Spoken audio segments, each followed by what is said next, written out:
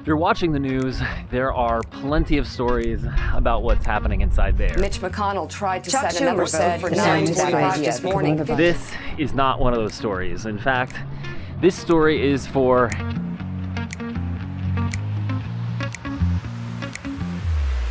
This story is for people who are sick, or were sick, or are worried about getting sick. This story is for people that have already lost their job, or are at least worried about losing their job. And give me a few minutes here. Stick with me till the end, because I've realized a couple of things lately that I really think can help all of us. See, in just the last few days, I found out that 3 of my friends came down with the coronavirus.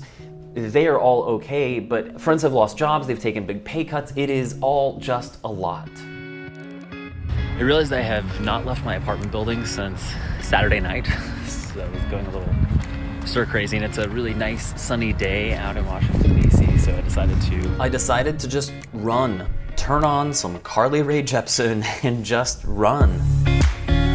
And I noticed people smiling and taking pictures with the cherry blossoms. It's so beautiful, aren't they? Yes, they are. Have you guys been cooped up inside? Yeah, a little bit. How's it feel to just get outside? Oh, it feels good. I kept a safe distance, but man, seeing people walk a dog, run, a couple sitting on a bench, This is a fresh air. it all just helped. So we started doing this yesterday. Because I hadn't been outside for 3 days.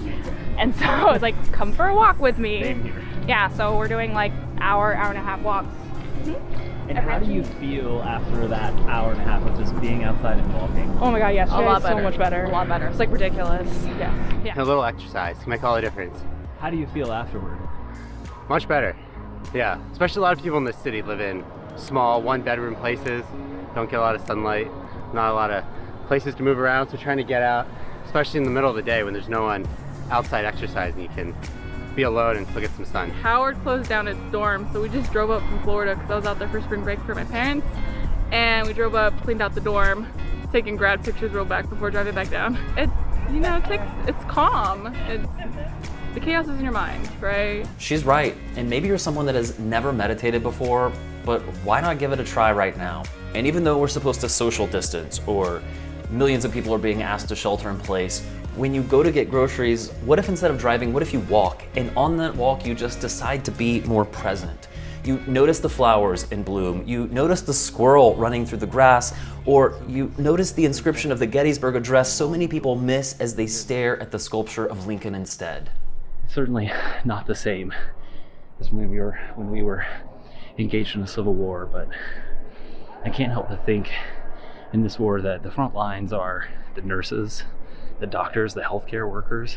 Gratitude. That is another thing that I realized is so very important right now. Find little things to be thankful for.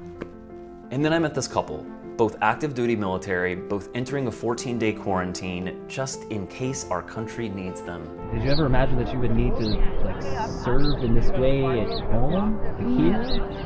No. She actually said it before. No, No, I never even thought that I'd even have to say that I'm about to get quarantined. It's really crazy to think about that it got to that point that I'm 20 years old. I never thought in my life I'd ever have to be quarantined. Never expected it, personally. What I think is go out, enjoy life, you know? Oh, yeah. Don't let everything get to you. Well, I hope you both just honestly don't have to do anything, but if you do, thank you for your service. I appreciate that. Appreciate that. Thank you for your support.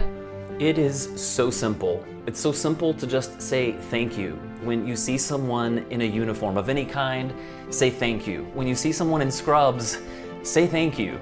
When you see that cashier at the grocery store who might be wearing latex gloves or a mask, in all likelihood risking their health for minimum wage just so that you can buy groceries, say thank you to them, smile at them. It costs you absolutely nothing, but it will mean the world to people right now. It is exactly the kind of thing that is going to help us all get through this, to help us remember what's really important in life and hopefully come out on the other side of this a whole lot better.